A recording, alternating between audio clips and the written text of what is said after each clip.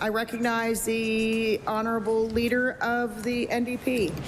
Thank you, Madam Speaker. I'm pleased to move Bill 489 for second reading. It's been an interesting conversation this afternoon, and I think at the heart of why we have focused our opposition day on moving these housing bills is because of the contention that we have heard through this session that the plan is working.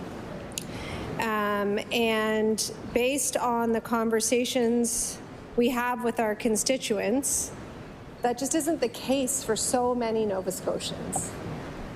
But we want it to work. We want everyone to remain housed.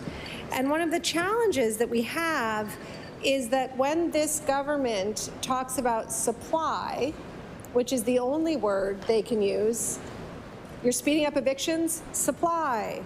What about affordability? Supply. What about rent control? Supply. Well, let's dig into that. What does supply mean? Yes, we need supply. We need tens of thousands of housing units. But when we hear announcements about units being built, about housing starts, not housing completions, by the way, housing starts, we often hear the term affordable. And then we get the question from our constituents, from the public, from the media, what does affordable mean? And we are not able to give an answer because there is not a single definition of affordability when it comes to housing. So it's very clear that this government is committed to primarily easing the path for construction for the private sector. That's the path this government has taken to housing. I think it's great to have more supply. We know we need it. We need it at all ends of the spectrum. But we also know that trickle-down housing isn't really a thing. And so when we're in this chamber advocating for real people, real human beings who are concerned about the price of housing, who are concerned about finding homes they can afford, who are concerned about keeping homes, those people will not be impacted by this mythical supply. They will not be impacted, even if the gamble that this supply is going to lower prices in 10, 20 years, those are the horizons we're looking at. The thing that will impact their lives, the kind of supply that will impact the lives of people in this province in real time, is housing that they can actually afford. So the question is, what does affordability mean? Well, as members on the government side have said, that's different for different people. Not everybody needs public housing, not everyone needs social housing, and we absolutely agree. So if it's different for different people, then common sense should prevail. And what our bill says is that we should define affordability, and we should define it based on all different people. We shouldn't have a blanket definition. So we'll define it the way that the province themselves define it when it comes to provincial housing, the way that mortgage companies define it when it comes to stress tests, 30% of your take-home income. That's what's affordable.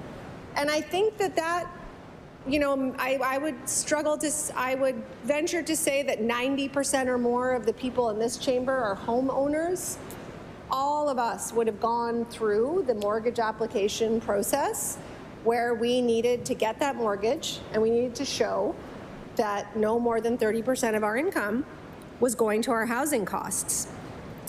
So we are asking government to take a common sense approach and to use a single definition of affordability when all of the affordable housing announcements are made. We also know that affordable housing is in fact best built, that affordable housing supply is best built by the non-market housing sector.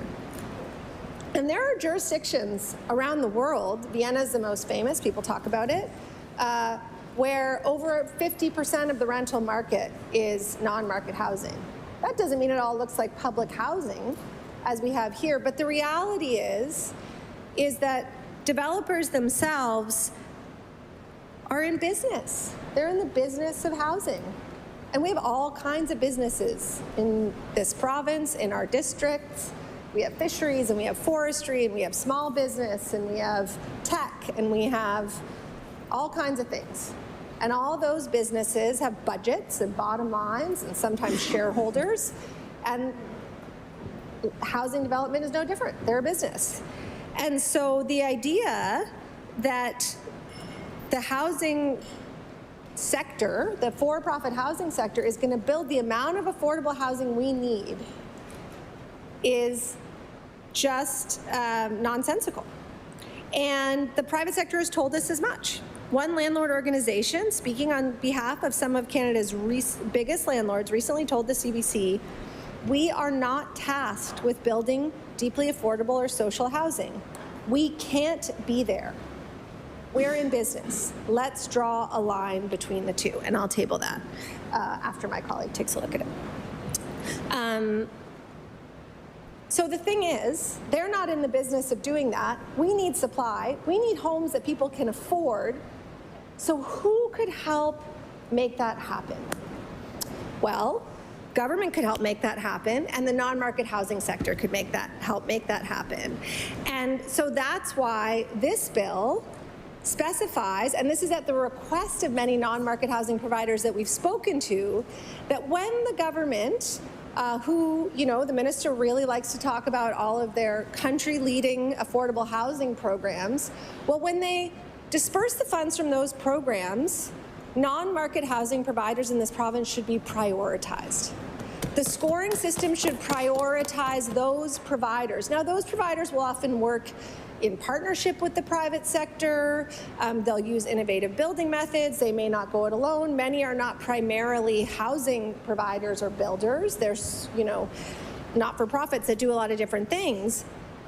But we think it stands to reason that if, as part of its push towards supply, the government is genuinely trying to preserve and build affordable housing, then the non-market housing sector should be prioritized in that regard. So, you know, I think the best example of this, and we've talked about it in this House before, is what's happened in my district, in the Southdale Mount Hope Special Planning Area. So, in March of 2022, March, end of the fiscal year, out of the blue, this government announced that they were giving Clayton developers $22 million to build affordable housing. It was a little bit hard to figure out what that meant. It certainly didn't, as far as we could understand, mean rent geared to income, as we've suggested today. I think it was a percentage of market rate. And at the time, we had so many questions. Where does this announcement come from? Why Clayton? What does affordable mean? They said that they would build 373 affordable homes with that money, and I've tabled the document. And at the time, the minister told reporters that, quote, this project will produce more affordable housing units than all of our programs have produced in the last 3 years combined. Sounds amazing, except for that it didn't happen. The developer gave the money back. They gave the money back. When they tell you they're in the business of housing, believe them. They didn't give the money back. It was a forgivable loan. They didn't take advantage of it.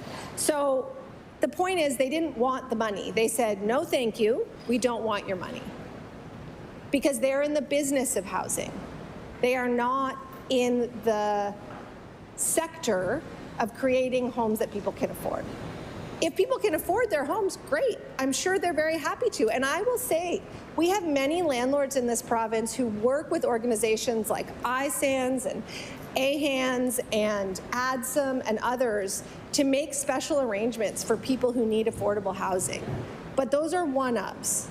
And we believe that we could see so much more leadership in this House to make a systemic change. We have so many people sleeping rough right now. We have so many thousands more people who every single one of our offices hear from, I guarantee you, who talk about how difficult it is to balance the budget at the end of each month. And housing is the biggest stressor. In the end, just to finish this story, in Southdale Mount Hope, the YWCA partnered with Shaw Group using panelized, flat pack, off-site housing techniques, which many non-market housing providers have used, from AHANS to ADSOM at the Sunflower, True North Crescent in Dartmouth, to build and house 32 families. And this province stepped up and they donated, or they funded with other orders of government, 2.7, 2.9 million, something like that. So 22 million to a private sector developer, nothing years later. But 2.9 to a non-market housing provider who innovates the project themselves and partners with the private sector themselves. And we've got 32 families with stable, affordable housing that they are not worried about getting kicked out of. These are the things that this bill aims to replicate. These are the kind of arrangements that we want to see more and more and more of. We hear in this chamber all the time that the solution to the housing crisis is simple: build more homes. But it's not simple. It's not simple. And again, in our MLA offices, contrary to the assertions of the Minister for Service Nova Scotia, we spent an enormous amount of time educating people about the Residential Tenancies Act, sharing information about government programs, helping them to try to afford the homes they need, and it is getting harder and harder. According to the 2022 census, 32.2% of Nova Scotian households rent, and 25% of renters are in core housing need. The average rent for a two-bedroom apartment in Halifax right now is $2,669. Can you imagine? $2,669. You can't save for a down payment when you're paying that much rent, and when the average price of a home is $435,000. In 2021, the Housing for All Working Group called on the provincial government to build or acquire 33,490 units of non-market affordable housing in the next 10 years. We've heard an announcement of 273 public housing units. 7,300 people are on the wait list for public housing. Now, that's a lot of numbers, but at the end of the day, what we want to impress upon the government, to anyone who's listening, is that this housing crisis is not a simple problem. It is a multifaceted problem, and we need a multifaceted approach. Our Homes Within Reach plan, of which this legislation is a part, attacks this issue from all angles, from supply to making rents more affordable to making home ownership more achievable. I think all of us in this chamber want to make Nova Scotia a place where everyone can thrive, from families to seniors to students to everyone in between. And we are calling on government to actually make that a reality. Thank you.